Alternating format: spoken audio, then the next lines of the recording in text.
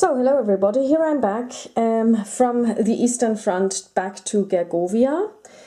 I have now deployed the troops for Caesar Conquest of Gaul, the module Gergovia, for a second time. I've already played the module, but I have come across a change in rules, or actually an alternative deployment which you can download from the GMT website.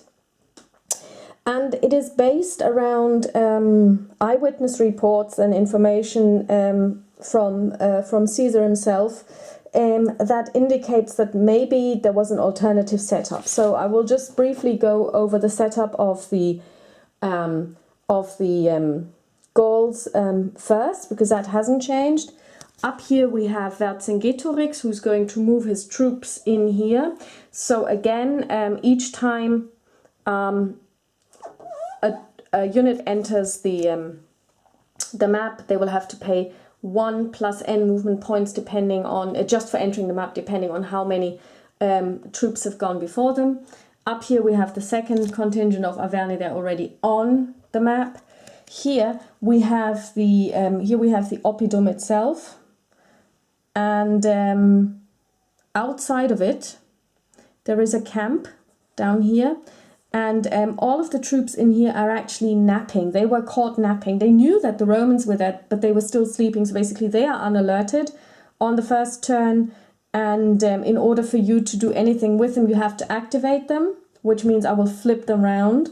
And then you can't do anything with them for that particular activation. And then on the second turn, you can actually remove their disordered status, because once they're flipped, they're still disordered.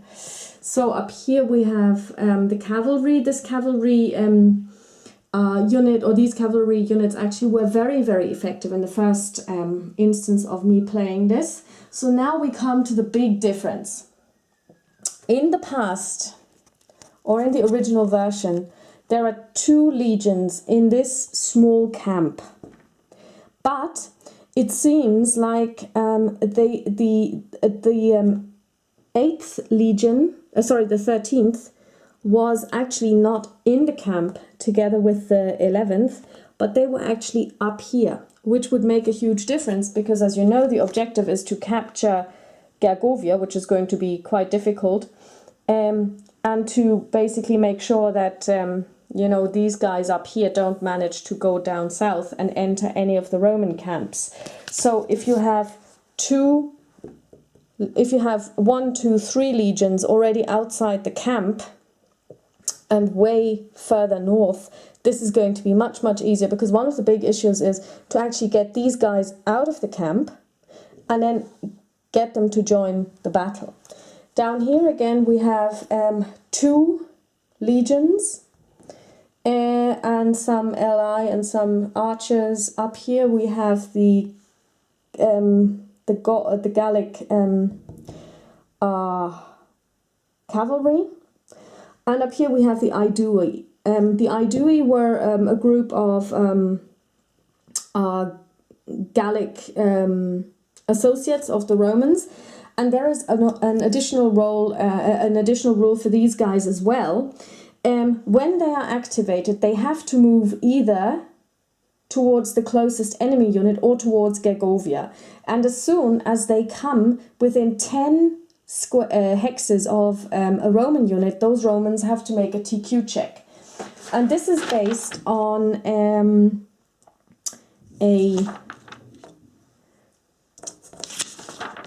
some information that when the Aeduans suddenly appeared on that's the Romans' unprotected flank, they arrived, the similarity of their weapons with Gallic weapons spread panic in our ranks. So we had seen the unprotected right arms as a conventional sign of friendship, but thought it was just a clever enemy trick. So basically, when the Aeduans appeared, the Romans thought, oh, this is just a trick, and these are actually enemies. So basically, due to this historical account, once they move within 10 hexes, they have to check, they have to do well, it says here morale check, but of course you don't check for morale in the SGBOH, so I will do a TQ check for all of them, and if they fail, then they will not be able to be activated until the next phase. So this is basically what I'm going to be playing, and I'm going to update you on this. I won't do a session report, but I will just do a brief review, telling you how it plays with these additional rules. Okay, thanks, bye.